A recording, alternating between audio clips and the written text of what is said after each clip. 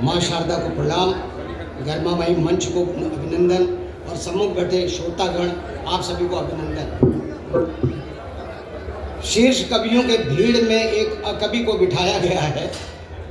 बड़ी देर से चिंता में था, 3 कविताएं लेके आया था, लेकिन समय कम रहा तो मेरे लिए अच्छा हो गया। अब मैं एक ही कविता सुनाऊंगा। भगवान जो करता बताइए। और ये जो कविता आज से 30-35 साल पहले 4 अप्रैल 1990 को लिखी थी।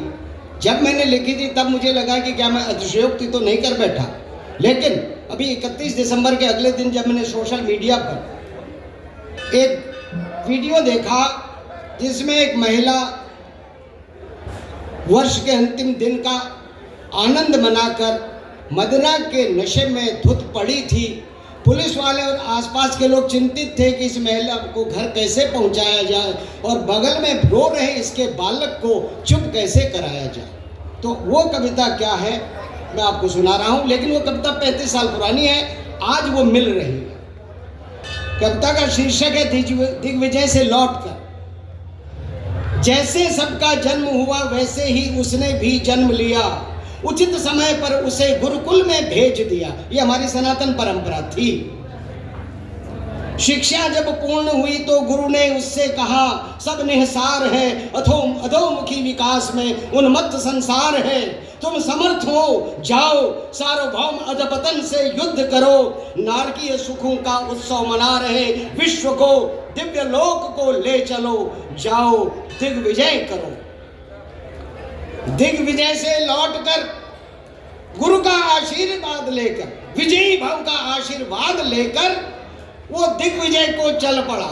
कुछ ही वर्षों में दिग्विजय पूर्ण कर जैसे वो अपने घर के द्वार पर आ खड़ा हुआ, देखा भीतर कोई उत्सव चल रहा था।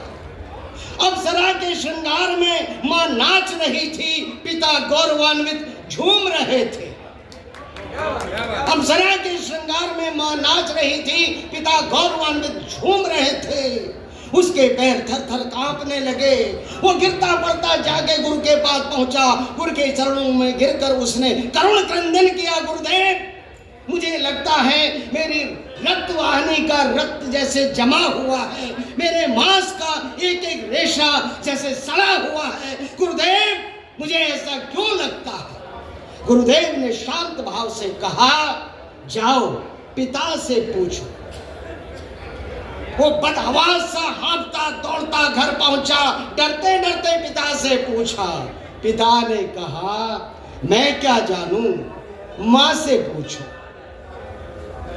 वो बिलख बिलख कर किसी तरह मां कहने की इच्छा जुटाकर मां के पास पहुंचा।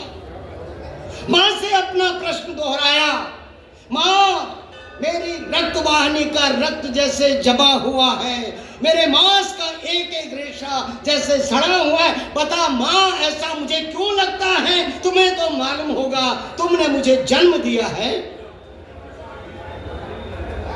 पलंग पर उनीदी सी अधलेटी सी मां ने कहा, बकवास बंद करो, खाना ठंडा हो रहा है, गरम करके खा लो, मुझे आराम करने दो, मैं थक गई हूं नाचते नाचते।